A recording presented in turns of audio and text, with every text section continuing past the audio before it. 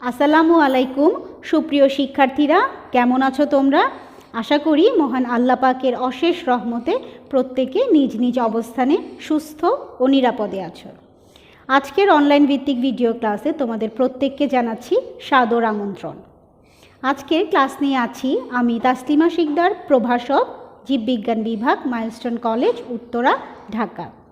আজকে আমি আলোচনা করব নবম দশম শ্রেণীর জীববিজ্ঞান বিষয়ের দশম অধ্যায়, যে অধ্যায়ের নাম হচ্ছে সমন্বয়, এর কিছু নির্দিষ্ট বিষয় নিয়ে। চলো শিক্ষার্থীরা, আজকের ক্লাসটি শুরু করি। শিক্ষার্থীরা, আজকের ক্লাসের আলোচনার বিষয়বস্তুগুলো হচ্ছে প্রাণীর সমন্বয় প্রক্রিয়া, স্নায়ুতন্ত্র, কেন্দ্রীয় স্নায়ুতন্ত্র, মস্তিষ্কের গঠন। আজকের ক্লাস থেকে যা যা শিখতে পারবে তা হচ্ছে প্রাণীর সমন্বয় প্রক্রিয়া সম্পর্কে জানবে, স্নায়ুতন্ত্র সম্বন্ধে জ্ঞান লাভ করবে, কেন্দ্রীয় স্নায়ুতন্ত্র ও মস্তিষ্কের গঠন সম্পর্কে বিস্তারিত জানতে পারবে। প্রাণীর সমন্বয় প্রক্রিয়া, হরমোনাল প্রভাব। প্রাণীর প্রয়োজনীয় সমন্বয় কাজ স্নায়ু ছাড়া হরমোন দ্বারাও প্রভাবিত হয়ে থাকে। এর কারণে প্রাণী নিজের কার্যকলাপ পরিবর্তন করে থাকে। নালীবিহীন গ্রন্থি থেকে হরমোন নিঃসৃত হয়। নালীহীন গ্রন্থিগুলো একে অপরকে নিয়ন্ত্রণ করে। আবার স্নায়ুতন্ত্র নালীহীন গ্রন্থির কার্যকলাপ নিয়ন্ত্রণ করে।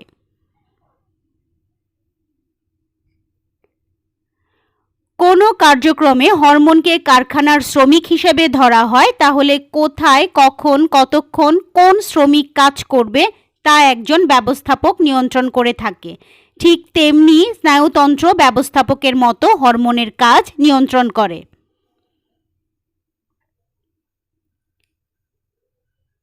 আবার স্নায়ুতন্ত্রের বিকাশ এবং কাজের ওপর রয়েছে হরমোনের দীর্ঘমেয়াদী প্রভাব।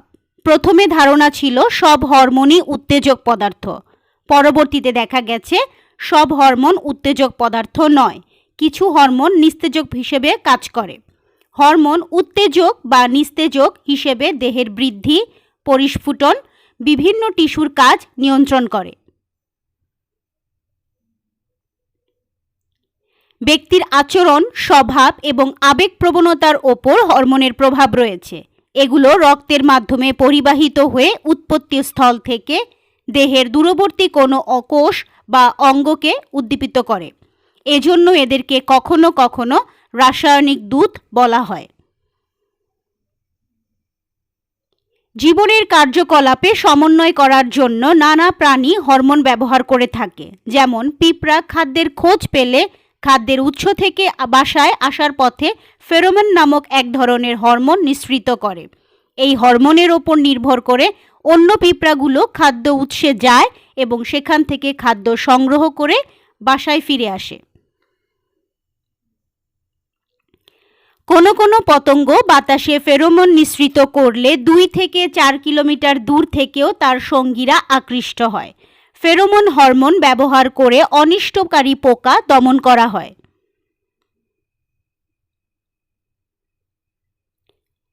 স্নায়বিক প্রভাব, হাঁটা চলা, ওঠা বসা, কথা বলা, চিন্তা করা, লেখাপড়া করা, হাসি কান্না ইত্যাদি কাজ করার জন্য শরীরের বিভিন্ন অংশ নেয়। এই অঙ্গগুলোর কার্যক্রম সঠিকভাবে সম্পন্ন করার জন্য একটি সমন্বয় ব্যবস্থার প্রয়োজন হয়। স্নায়ুতন্ত্র ও হরমোনতন্ত্র একত্রে এই কাজ পরিচালনা, নিয়ন্ত্রণ ও সমন্বয় করে।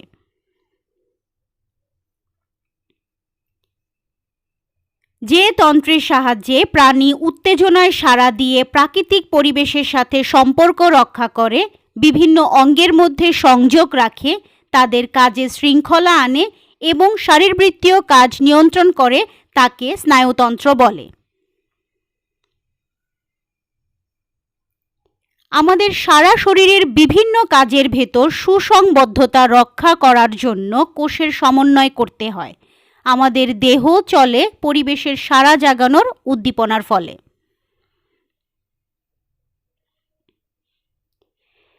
দেহের বাইরের জগৎ হলো বাহ্যিক পরিবেশ এবং দেহের ভিতর হলো অভ্যন্তরীণ পরিবেশ। বাহ্যিক পরিবেশের উদ্দীপক হলো আলো, গন্ধ, স্বাদ, স্পর্শ। এগুলো আমাদের চোখ, নাক, জিহ্বা ও ত্বকের অনুভূতিবাহী স্নায়ু প্রান্তে উদ্দীপনা যোগায়। অভ্যন্তরীণ পরিবেশ উদ্দীপক হলো চাপ, তাপ, বিভিন্ন রাসায়নিক বস্তু। এরা অভ্যন্তরীণ অঙ্গের কেন্দ্রমুখী প্রান্তে উদ্দীপনার সৃষ্টি করে। বাহ্যিক ও অভ্যন্তরীণ পরিবেশ এই দুই ধরনের উদ্দীপকই অনুভূতি কিংবা কেন্দ্রমুখী স্নায়ুতে তাড়না সৃষ্টি করে। এই তাড়না মস্তিষ্কে পৌঁছে মস্তিষ্ক সিদ্ধান্ত নিয়ে আজ্ঞাবাহী বা মোটর স্নায়ুর মাধ্যমে পেশি কিংবা গ্রন্থিতে সাড়া জাগায় এবং কোনো কাজ করতে সাহায্য করে।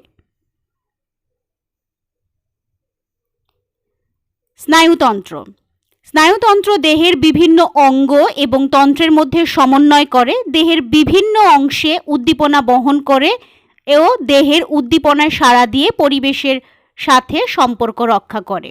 নিচে স্নায়ুতন্ত্রের বিন্যাস ছক আকারে দেখানো হলো। স্নায়ুতন্ত্রকে দুই ভাগে ভাগ করা হয়েছে, কেন্দ্রীয় স্নায়ুতন্ত্র এবং প্রান্তীয় স্নায়ুতন্ত্র। কেন্দ্রীয় স্নায়ুতন্ত্র আবার দুই প্রকার, মস্তিষ্ক এবং সুষমাকাণ্ড। প্রান্তীয় স্নায়ুতন্ত্র দুই প্রকার, একটা হচ্ছে করটিক সুষমা স্নায়ু আর একটা হচ্ছে স্বয়ংক্রিয় স্নায়ু। করটিক সুষমা স্নায়ু আবার দুই প্রকার, করটিকা স্নায়ু, সুষমা স্নায়ু। আর স্বয়ংক্রিয় স্নায়ুতন্ত্র হচ্ছে সিম্প্যাথেটিক স্নায়ু এবং প্যারাসিম্প্যাথেটিক স্নায়ু। কেন্দ্রীয় স্নায়ুতন্ত্র। মস্তিষ্ক ও মেরুমজ্জা দিয়ে কেন্দ্রীয় স্নায়ুতন্ত্র গঠিত। মস্তিষ্ক করটিকার মধ্যে সুরক্ষিত থাকে, মস্তিষ্ক বা ব্রেইন। সুষমা কাণ্ডের শীর্ষে কেন্দ্রীয় স্নায়ুতন্ত্রের যে স্ফীত অংশ করটিকার মধ্যে অবস্থান করে তাকে মস্তিষ্ক বলে। মস্তিষ্ক স্নায়ুতন্ত্রের পরিচালক। মস্তিষ্ক তিনটি অংশে বিভক্ত, অগ্র মস্তিষ্ক, মধ্য মস্তিষ্ক, পশ্চাৎ মস্তিষ্ক। অগ্র মস্তিষ্ক ফোর ব্রেইন বা প্রোসেনসেফালন। মস্তিষ্কের মধ্যে অগ্র মস্তিষ্ক বা সেরিব্রাম সবচেয়ে বড় অংশ। সেরিব্রামকে গুরু মস্তিষ্ক বলা হয়ে থাকে। সেরিব্রামের ডান ও বাম অংশ দুটি সম্পূর্ণভাবে বিভক্ত। আমি এখন ছবিতে দেখিয়ে দিচ্ছি দুটি অংশ, মস্তিষ্কের দুটি অংশ রয়েছে, ডান এবং বাম। এ দুটি অংশের মাঝখানে বিভেদক খাঁজ থাকে, একে সেরিব্রাল হেমিস্ফিয়ার বলে। ছবিতে ভালোভাবে বোঝা যাচ্ছে মস্তিষ্কের মধ্যে ভাগগুলো। এখানে আমি বিভেদক খাঁজটি দেখিয়ে দিয়েছি। সেরিব্রামের ডান ও বাম হেমিস্ফিয়ারের মধ্যে খাঁজ থাকলেও দুটি অংশ একগুচ্ছ নিউরন দিয়ে সংযুক্ত থাকে, একে কর্পাস ক্যালোসাম বলে।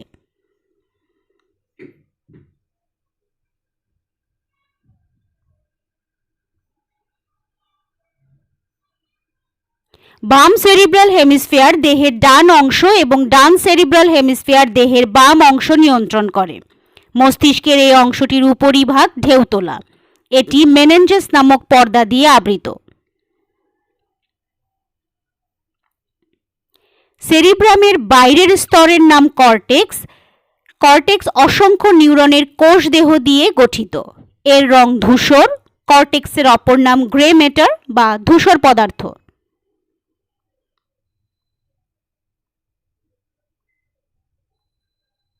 সেরিব্রামের গভীর স্তরটি গঠিত হয় ওই সব নিউরনের এক্সন দিয়ে যা সাদা মায়োলিন আবরণে আবৃত।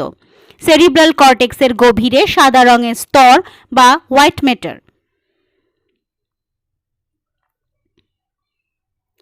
সেরিব্রাম প্রত্যেক অঙ্গ থেকে তাড়না গ্রহণের এবং প্রত্যেক অঙ্গে স্নায়ু তাড়না প্রেরণের উচ্চতর কেন্দ্র।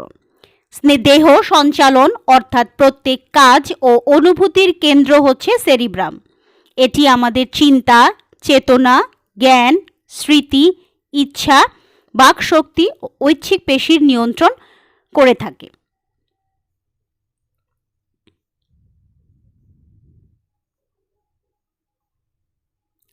কোনো উদ্দীপকের প্রতি কী ধরনের সাড়া দিবে সে সিদ্ধান্ত নিতে পারে অগ্রমস্তিষ্ক। সকল প্রাণীর মধ্যে মানুষের অগ্রমস্তিষ্কের বিবর্তন সর্বাধিক অগ্রগামী এবং সবচেয়ে বেশি বিকশিত।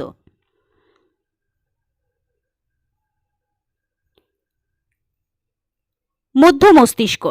পশ্চাৎ মস্তিষ্কের উপরের অংশ হলো মধ্য মস্তিষ্ক। এটি অগ্র ও পশ্চাৎ মস্তিষ্ককে সংযুক্ত করে। মধ্য মস্তিষ্কের পেছনে অবস্থিত নলাকৃতি বৃহৎ অংশের নাম পন্স। এটি সেরিবেলাম ও মেডুলা অবলঙ্গাটার মধ্যে সংযোগ স্থাপন করে। আমি এখন চিত্রে মিড ব্রেন বা মধ্য মস্তিষ্ক অংশটি দেখিয়ে দিচ্ছি।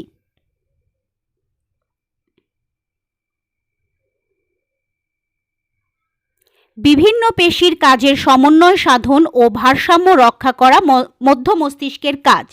দর্শন ও শ্রবণের ক্ষেত্রেও রয়েছে মধ্য মস্তিষ্কের ভূমিকা।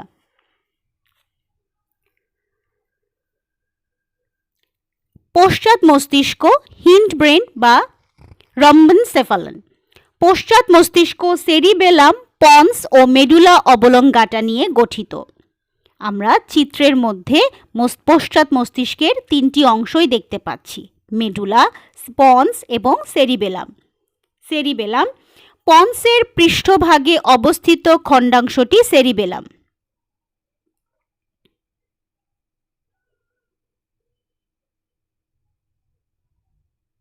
এটি ডান ও বাম খণ্ডে বিভক্ত। এর বাইরের দিকে ধূসর পদার্থের আবরণ এবং ভেতরের দিকে সাদা পদার্থ থাকে। সেরিবেলাম দেহের পেশির টান নিয়ন্ত্রণ, চলনে সমন্বয় সাধন, দেহের ভারসাম্য রক্ষা, দৌড়ানো এবং লাফানোর কাজে জড়িত পেশিগুলোর কার্যাবলী নিয়ন্ত্রণ করে।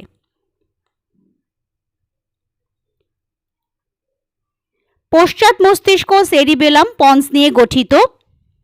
এগুলো আমরা আগেই দেখেছি, আবারও একটু বলে দিচ্ছি। পন্সের পৃষ্ঠভাগে অবস্থিত খণ্ডাংশটি সেরিবেলাম। এটি ডান ও বাম খণ্ডে বিভক্ত। এর বাইরের দিকে ধূসর পদার্থের আবরণ এবং ভেতরের দিকে সাদা পদার্থ থাকে। সেরিবেলাম দেহের পেশি টান নিয়ন্ত্রণ, চলনে সমন্বয় সাধন করে থাকে, ভারসাম্য রক্ষা করে এবং লাফানোর কাজে জড়িত পেশিগুলোকে নিয়ন্ত্রণ করে থাকে। পন্স মেডুলা অবলঙ্গাটা এবং মধ্য মস্তিষ্কের মাঝখানে পন্স অবস্থিত। এটি একগুচ্ছ স্নায়ুর সমন্বয়ে তৈরি।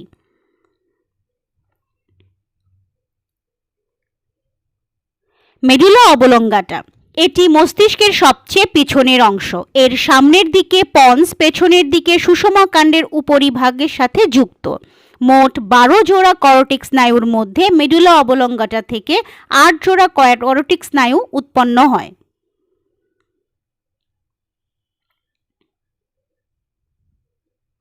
মেডুলা অবলঙ্গাটা থেকে উৎপন্ন স্নায়ু খাদ্য গলধকরণ, হৃৎপিণ্ড, ফুসফুস, গলবিল ইত্যাদির কাজ নিয়ন্ত্রণ করে।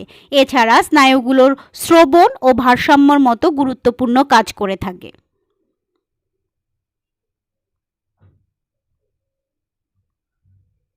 মস্তিষ্ক থেকে বের হওয়া 12 জোড়া করটিক স্নায়ু মাথা, ঘাড়, মুখমণ্ডল, মুখগহ্বর, জিহ্বা, চোখ, নাক, কান ইত্যাদি অঞ্চলে বিস্তৃত।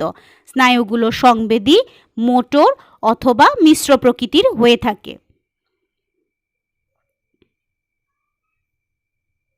শিক্ষার্থীরা, আজকের ক্লাসের বাড়ির কাজ হচ্ছে সেরিবাম ও সেরিবেলামের মধ্যে পার্থক্য লিখো। শিক্ষার্থীরা, আশা করি এতক্ষণ ধরে তোমরা ক্লাসটি মনোযোগ সহকারে করেছো। যদি কোনো বিষয় সম্পর্কে বুঝতে কোনো ধরনের সমস্যা হয়, অবশ্যই তুমি তোমার বিষয় শিক্ষকের সাথে যোগাযোগ করে সমস্যাটি সমাধান করে নেবে এবং বাড়ির যে কাজটি দেওয়া হয়েছে সেটি সাবধানতার সাথে সম্পন্ন করে তুমি তোমার বিষয় শিক্ষকের যে HW গ্রুপ আছে সেখানে জমা দিয়ে দিবে। এতক্ষণ সঙ্গে থাকার জন্য তোমাদের সবাইকে ধন্যবাদ। আবার দেখা হবে পরবর্তী কোনো এক ক্লাসে। আল্লাহ হাফেজ।